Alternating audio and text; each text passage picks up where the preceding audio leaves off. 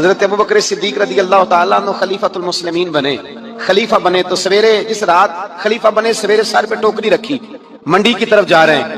حضرت عمر فاروق رضی اللہ تعالیٰ عنہ مولا علی شیر خدا کو کسی نے بتایا کہ وہ تمہارا خلیفہ تو جا رہا ہے مزدوری کرنے، وہ تو جا رہا ہے کمائی کرنے۔ حضرت علی شیر خدا مولا کائنات جناب فاروق اعظم دونوں نے رستے میں روکا کہ ابوبکر کہاں جا رہے ہو؟ فرمانے لگے کام کرنے جا رہا ہوں، مزدوری کروں گا، منڈی میں جاؤں گا، تجارت کرتا تھا اس کو جاری رکھوں گا، بچوں کا پیٹ بھی تو پالنا ہے۔ اب تمہاری حکومت کے پیچھے بچے تو نہیں نا بھوکے مروا لینے، میں نے کچھ کرنا تو ہے۔ حضرت عمر کہنے لگے چلا آ کے بیٹھ، ہم صحابہ کو اکٹھا کرتے ہیں اور مال غنیمت سے تیرا وظیفہ لگاتے ہیں، آپ کو وظیفہ ملے گا مانا، تو آپ بیٹھ کر کے مسجد میں تو ڈیوٹی کریں۔ بیٹھ گئے، مشاورت ہوئی تو حضرت ابوبکر صدیق رضی اللہ تعالیٰ عنہ سے پوچھنے لگے جناب بتلائیے آپ کا کتنا وظیفہ لگایا جائے؟ تو حضرت ابوبکر صدیق فرمانے لگے اتنا لگا دو جتنی ایک مزدور کی تنخواہ ہوتی ہے۔ تو ایک صحابی بول کے بڑے میٹھے اور دھیمے لہجے میں کہنے لگے ابوبکر اگر تیرا گزارا نہ ہوا تو، اگر تیرا گزارا نہ ہوا تو ابوبکر صدیق فرمانے لگے اگر میرا گزارا نہ ہوا تو میں مزدوروں کی تنخواہوں میں اضافہ کر دوں گا، اگر مزدوروں کے گھر جلنے لگیں گے تو میرا بھی چلے گا، میں ان کی تنخواہیں بڑھاؤں گا صرف اپنی۔ حضرت ابوبکر صدیق رضی اللہ تعالیٰ عنہ ان لوگوں میں سے تھے جو زمانے کی نبض دیکھ کر یا زمانے کے حالات دیکھ کر فیصلہ نہیں کرتے تھے۔ کچھ لوگوں کا مزاج ہوتا ہے، وہ کسی جگہ رش دیکھتے ہیں یا حالات دیکھتے ہیں تو اس طرح کی بات کرنی شروع کر دیتے ہیں۔ حضرت ابوبکر صدیق رضی اللہ تعالیٰ عنہ اپنے قبیلے کے سردار تھے، تجارت کرتے تھے اور وسیع آپ کا حلقہ احباب تھا، اور حلقہ احباب میں امیر لوگ تھے، جس طرح کا انسان خود ہوتا ہے اس طرح کی اس کی دوستی ہوتی ہے۔ آپ کے دوستوں میں شامل ہے حضرت عثمان غنی، آپ کا قریبی دوستانہ تھا حضرت عبد الرحمن ابن عوف سے جو صحابہ میں سب سے زیادہ امیر ہے۔ آپ کے قریبی دوست تھے حضرت سعید بن زید، یہ آپ کے قریب کے لوگ تھے، حضرت طلحہ بن عبید اللہ۔ حضرت صدیق اکبر معاشرے کے اندر ایک نہایت سنجیدہ، سمجھدار، معاملہ فہم اور مدبر شمار کیے جاتے تھے، ایسا نہیں کہ کوئی جذباتی فیصلہ کرنے والا آدمی۔ حضرت صدیق اکبر نے نبی کریم صلی اللہ تعالی علیہ وسلم کے اعلان نبوت فرماتے ہی لوگوں کا رد عمل بھی دیکھ لیا تھا، فوری طور پر لوگ رائے کیا دے رہے ہیں وہ بھی دیکھ لیا تھا۔ ہمارے ہاں بہت سارے لوگوں کی ضمیر کی آنکھیں کھل جاتی ہیں، شعور کی نہیں کھولتے، سلا دیتے ہیں، کہتے ہیں ابھی حالات ٹھیک نہیں، حالانکہ ضمیر جاگ جاتا ہے، آنکھیں نہیں کھولتے۔ حضرت صدیق اکبر کو جب پتہ چل گیا محبوب سچے ہیں تو پھر انہوں نے امت کو یہ اپنے عمل سے پیغام دیا ہے کہ ایمان، عشق، محبت، غلامی یہ جمہوری نہیں ہوتی کہ سارے کریں گے تو پھر میں کروں گا۔ جب ان کی آنکھیں دل کی کھل گئیں تو ضمیر کی بھی کھولی، اور پھر لوگوں کو نہیں دیکھا وہ کلمہ پڑھ رہے ہیں کہ نہیں پڑھ رہے، وہ فوراً کلمہ پڑھ کے مسلمان ہو گئے۔ زندگی میں شعوری فیصلے کریں اور جلدی کریں، یہ حضرت صدیق اکبر کی زندگی کا پہلا سبق ہے۔ ساری زندگی ڈبل مائنڈڈ رہنا، میں ٹھیک چل رہا ہوں کہ نہیں چل رہا، مجھے چلنا چاہیے کہ نہیں چلنا چاہیے، یہ راستہ ٹھیک ہے کہ نہیں ٹھیک، بھئی آپ چلتے رہیں، جو گھر سے نکلتا ہے منزل تک پہنچ جایا کرتا۔ حضرت ابوبکر صدیق رضی اللہ تعالیٰ عنہ فوراً فیصلہ کرنے والی شخصیت کا نام ہے، اور فوراً فیصلوں پہ عمل درآمد کرنے والی شخصیت کا نام ہے، اور حضور کے ایسے فیصلے بھی کہ لوگوں کے لیے سمجھنا مشکل تھے۔ حضور علیہ الصلوۃ والسلام چلے گئے حدیبیہ میں، 1400-1500 صحابہ سے خود نبی کریم نے فرمایا احرام باندھو بھائی عمرہ کریں گے۔ یا کسی آدمی کا ویسے تھوڑا لیٹ ہو جائے عمرہ تو لوگ پوچھتے آپ گئے نہیں، خیریت تو ہے؟ تو نبی کریم 1400-1500 لوگوں کو لے کر گئے، اور جب مقام حدیبیہ پر پہنچے تو کفار نے روک لیا، انہوں نے کہا ہم نہیں جانے دیں گے آپ کو۔ وہاں صلح لکھی گئی، شرائط طے ہوئی، ان میں ایک شرط یہ تھی کہ اس سال آپ واپس جائیں گے، اگلے سال آئیں گے، بندھے ہوئے احرام کھولیں گے۔ کون؟ جو کعبے کے مالک اور وارث ہیں، خود نبی پاک علیہ السلام۔ آپ واپس آئے، حضور نے شرط مان لی۔ پھر شرط انہوں نے رکھ دی کہ نہیں، کہا جو بندہ مسلمان مکے سے مدینے جائے گا مدینے والے پناہ نہیں دیں گے، واپس بھیج دیں گے۔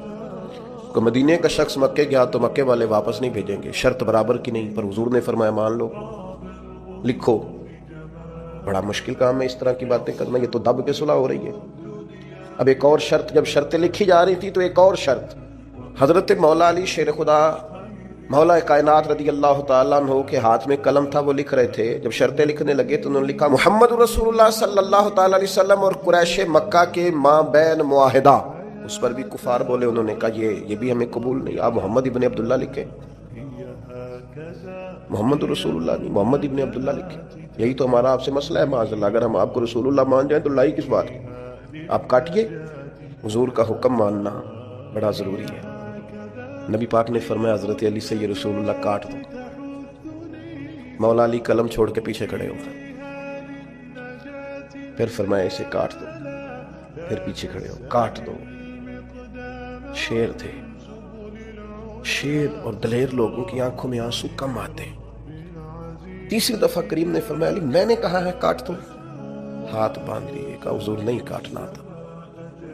غلام فریدہ میں ساری تیری، تینوں اجے یقین نہیں آیا، کاٹ دو اس کو. تو مولا کائنات نے، اب حضور نے یہ نہیں فرمایا لکھنا آتا ہے تو کاٹنا کیوں نہیں آتا، یہ نہیں فرمایا. حضور نہیں کاٹا جاتا. فرمایا چل پھر اس طرح کر، تو پیچھے ہٹ. اللہ کے محبوب نے خود وہاں سے رسول اللہ کاٹ کے محمد ابن، اتنی سخت شرطیں، اتنی سخت شرطیں. اور پھر حضور نے ابھی شرط طے ہی کی تھی کہ جو مکہ مکرمہ سے آئے گا ہم اسے پناہ نہیں دیں گے. ابھی شرط طے ہوئی تھی، لکھی نہیں تھی کہ حضرت ابو جندل آ گئے، پیروں میں زنجیریں، ہاتھ بندھے ہوئے. رو کے عرض کی حضور مجھے نہ چھوڑ کے جائیے گا، بڑا مارتے ہیں، تکلیف دیتے ہیں. ابھی بات ہو ہی رہی تھی کہ پھر قریش میں سے لوگ بولے کہ آپ نے وعدہ کیا نہیں لے کے جائیں گے. اسی عالم میں حضور نے واپس بھیجا. اتنی کڑی شرطیں. جب یہ معاہدہ طے ہو گیا، احرام کھولنے ہیں، بڑا مشکل کام ہے، 1 سال تک انتظار کرنا ہے، واپس جائیں گے. یہودی رہتے ہیں، منافق رہتے ہیں مدینے میں، باتیں کریں گے. ساری باتیں پیش نظر تھیں. حضرت عمر جذبہ جہاد سے سرشار، صحیح بخاری میں موجود ہے، نبی کریم کے حضور حاضر ہوئے. عرض کی حضور آپ بھی سچے، قرآن بھی سچا، اسلام بھی سچا، ہم دب کے صلح کیوں کر رہے ہیں؟ آپ ہمیں اجازت دیں، نمٹ لیتے ہیں ان سے. نبی پاک علیہ الصلوۃ والسلام نے کیا فرمایا؟ فرمایا عمر میں اللہ کا رسول ہوں، میں مرضی سے فیصلے نہیں کرتا، وہی کہتا ہوں جو میرا رب حکم ارشاد فرماتا ہے. حضرت عمر عرض کرنے لگے یا رسول اللہ آپ نے فرمایا نہیں تھا کہ عمرہ کریں گے، احرام باندھو. تو حضور فرمانے لگے کہا تھا عمرہ کریں گے، یہ تھوڑی کہا تھا اسی سال ہی کریں گے. کریں گے نا عمرہ، ہوں گا عمرہ. حضرت فاروق اعظم کہتے ہیں میں حضور کی بارگاہ سے نکل آیا، لیکن وہ کافروں نے نبی پاک کو ان سخت شرائط میں منایا تھا تو مجھے جذبہ جہاد، ولولہ، دبدبا اور مزاج کے اندر وہ جو بار بار میرے چیز پیدا ہو رہی تھی کہ ہم 313 تھے تو ان کے چھکے چھڑا دیے، اب تو ہم ہزاروں میں ہیں، کریم حکم تو کریں. فرماتے ہیں میں وہاں سے تھوڑا پیچھے گیا تو حضرت ابوبکر صدیق موجود تھے. میں نے کہا ابوبکر حضور بھی سچے، وہی باتیں جو حضور سے کی تھی. ابوبکر صدیق نبی پاک بھی سچے، قرآن بھی سچا، اسلام بھی سچا، تو ہم دب کے صلح کیوں کریں؟ تو فرماتے ہیں کہ حضرت صدیق اکبر نے مجھے ایسے مزاج شناسا ہے نبی پاک کے، وہی جواب دیا جو حضور نے دیا تھا. کہنے لگے عمر تجھے تیری ماں روئے، وہ اللہ کے رسول ہیں، وہ مرضی سے فیصلہ نہیں کرتے، وہی فرماتے ہیں جو رب انہیں حکم ارشاد فرماتا ہے. وہی بات حضرت صدیق نے کر دی. تو ارشاد فرمانے لگے، میں نے فوراً پھر وہی جملہ دہرایا جو حضور کے سامنے. میں نے کہا ابوبکر کریم نے فرمایا نہیں تھا عمرہ کریں گے، احرام باندھو. تو حضرت صدیق اکبر کہنے لگے کہا تھا محبوب نے، فرمایا تھا، پر یہ تو نہیں نہ فرمایا تھا کہ اسی سال ہی کریں گے. حضرت سیدنا عمر فاروق فرماتے میں پیچھے، بخاری میں موجود ہے، فرماتے میں پیچھے ہٹ گیا. تھوڑی دیر کے بعد جب میرا مزاج نارمل ہوا، طبیعت ٹھنڈی ہوئی، تو باقی تو باتیں میں نے سوچی نہیں سوچی تھیں. میں سوچنے لگا ابو بکر صدیق کا ایمان کتنا طاقتور ہے، کتنا مضبوط ہے، کتنے شناس. ایک ہوتا ہے حکم، ایک ہوتی ہے مرضی. کچھ لوگ کہتے ہیں جی میں نے پوچھا تھا، حضرت صاحب نے مجھے کہا تھا آپ جائیں. یہ حکم ہے بھائی، مرضی بھی تو پوچھ، مرضی کیا ہے؟ یہ جو کہ ہمارا دور دلیل کا ہے، دلیل دے دوں. ایک حکم ہوتا ہے، ایک رضا ہوتی ہے، ان میں فرق ہے. حضور نے فرمایا طلاق دینا جائز ہے، رضا نہیں اللہ کی، پسند نہیں اللہ کو. جائز ہے پر پسند فرق ہوتا ہے. ایک چیز یہ ہے کہ اس کی اجازت ہے، ایک یہ ہے کہ وہ پسند، ان میں فرق ہے. حضرت ابوبکر صدیق رضی اللہ تعالیٰ عنہ کا کمال یہ ہے کہ وہ نبی پاک کی رضا کو جان گئے تھے. انہیں حضور نے فرمایا نہیں تھا کہ بلال کو خرید کے لائیں، فرمایا نہیں، نبی پاک حکم نہیں کہا، لیکن حضور سیدنا بلال کے لیے پریشان تھے. تو جناب صدیق بات سمجھ گئے اور جا کے کہا بلال خریدنے آیا ہوں. تو اس نے اپنے حساب سے بڑے مہنگے پیسے بتائے تو آپ فرمانے لگے تو نے اپنی اوقات کے برابر ہی بات کی ہے، میں تو بہت کچھ لے کے آیا تھا۔ اس نے کہا تاجر آدمی ہو، تاجر بندے تو اس طرح کے کام نہیں کرتے۔ فرمایا تم ہمیں سمجھے نہیں نا ابھی تک، یہ جو مرضی کو سمجھ لینا ہے نا، رضا کو۔ میں آپ سے عرض کروں، میں دینی لوگوں سے بھی مجھے شکوہ رہتا ہے، دینی لوگ بھی کئی دفعہ 2 قدم پیچھے ہٹتے ہیں، اپنے کام کا مزہ نہیں لیتے، دفاعی محاذ پہ کھڑے ہو جاتے ہیں۔ نہیں جی نہیں، وہ تو بات آپ کی ٹھیک ہے، پر وہ میں نے، میرا مطلب یہ ہے ان کا۔ بھئی آپ اچھی باتیں کیوں کرتے ہیں؟ کس بات کا ڈر ہے؟ اگر آپ رسول پاک کی غلامی کا دعویٰ کرتے ہیں تو وہ سرے اشر بھی کریں گے۔ 2 قدم پیچھے ہٹنے کا کیا معنی ہو؟ آپ فلاں جگہ، جی ہاں میرا بھی فلاں جگہ نسبت کا رشتہ، یہ کیا بات ہوئی؟ کچی باتیں کرتا ہے تو؟ اگر تیرا کسی جگہ نسبت کا رشتہ ہے تو کہہ میں غلام ہوں فلاں کا، اعلان کر۔ یہ کیا بات ہوئی؟ کمزور باتیں کرنا، اپنے کام کا لطف ہی نہ لینا اور پلپلا پڑ جانا، کمزور باتیں کرنا۔ ایک سرکاری نشست تھی، ایک دفعہ مجھے دعوت دے لی گئی، اس میں کچھ اور فکر کے لوگ بھی موجود تھے۔ تو ایک صاحب نے مجھے کہا کہ نظریاتی طور پر اب وقت آ نہیں گیا کہ کچھ چیزوں کو طے کر لیا جائے، اور میں نے کہا کسی کو گالی تو پہلے بھی نہیں دیتے، مزاج ہی نہیں ہے، برا تو پہلے بھی نہیں کہتے، اپنا کام کر رہے ہیں۔ نہیں اگر تھوڑی سی، میں نے کہا ایک بات بڑی پکی ہے، مضبوط ہے، ہم نے دعا مانگی ہے کہ ہماری آنے والی نسلوں میں بھی مالک وہ بچہ پیدا کرنا جو یا رسول اللہ کہنے والا ہے۔ میں وہ سنی ہوں جمیل قادری مرنے کے بعد، میرا لاشا بھی کہے گا صلاۃ و نظریاتی کمزوری کوئی نہیں، اچھی بات ہوگا قیامت۔ داتا صاحب جاتے ہیں تو میرے بھائی ہم ڈٹ کے جاتے ہیں، خواجہ اجمیر کے ہاں جاتے ہیں تو اللہ کے فضل سے ڈٹ کے جاتے ہیں، غوث اعظم جیلانی کو مرشد مانتے ہیں تو دعویٰ یہ ہے کہ خدا کے فضل سے ہم پر ہے سایہ غوث اعظم کا، اور ہمیں دونوں جہاں میں ہے سہارا غوث اعظم۔ کمزور نہیں، اپنی زندگی کو نظریاتی بنائیں، اپنی زندگی میں کچھ چیزوں کو طے کریں، اور اس رنگ میں نہ پوری طرح، یعنی کوئی دیکھ کے پوچھ لے آپ سے کیا فلاں کے شاگرد ہیں، کوئی آپ کی بات سن کے پوچھ لے فلاں سے بیعت ہیں آپ کی شخصی، یعنی تیری تصویر میں وہ رنگ بھرے ہیں میں نے، لوگ دیکھیں گے تجھے پر پہچانیں گے مجھے۔ انسان کی کیفیات ہوں، یعنی اس کا انداز ہو، اس کا طور طریقہ ہو، لوگوں کو پتہ چلے کہ اس کی نسبت کس جگہ پہ، کمزور کچی باتیں نہیں۔ عیسائی اس طرح کرتے تھے کہ ان کے ہاں جب کوئی بچہ پیدا ہوتا نا تو وہ بچے کو نا برتن میں زرد رنگ پانی میں ڈال کے نا تو بچے کے اوپر ڈالتے، کہتے اب یہ عیسائی ہو گیا، ہم نے اسے زرد رنگ چڑھا دیا۔ تو بعض لوگوں نے نا مسلمانوں سے پوچھا، اور میرا خیال یہ ہے کہ اس طرح کے سوالات اکثر عورتوں سے کرتی ہیں، تمہارا کون سا رنگ ہے؟ عیسائی رنگ ڈالتے تھے اپنے بچوں کو زرد رنگ، اب یہ پکا عیسائی ہو گیا ہے۔ تو رب کریم نے فرمایا ان سے کہو صبغۃ اللہ، ہم نے اللہ کا رنگ اوڑا ہے۔ یہ قرآن مجید کی آیت جو میں نے تلاوت کی، مسلمان کا رنگ کیا ہے؟ صبغۃ اللہ، ہم نے اللہ کا رنگ لیا ہے۔ ومن احسن من اللہ صبغہ، اور ان سے پوچھو اللہ کے رنگ سے سونا رنگ بھی کسی کا ہو سکتا ہے؟ یہ مسلمانوں پر جو رنگ ہے یہ اللہ، اور پوری طرح رنگ گئے اس میں۔ کون کون رنگے؟ تمام صحابہ، تمام اہل بیت، اس کے بعد اولیاء، صوفیاء، اتقیاء، علماء، مفسرین، محدثین، تاریخ انسانیت میں بڑے لوگ آئے جو صبغۃ اللہ، اللہ کے رنگ میں رنگ گئے۔ عقیدے مضبوط، توکل مضبوط، شکر مضبوط، صبر مضبوط، حضور کی غلامی مضبوط۔ کہ میرا دل کرتا ہے 2 لوگوں کے نام لوں جو پوری طور پر صبغۃ اللہ میں رنگ گئے۔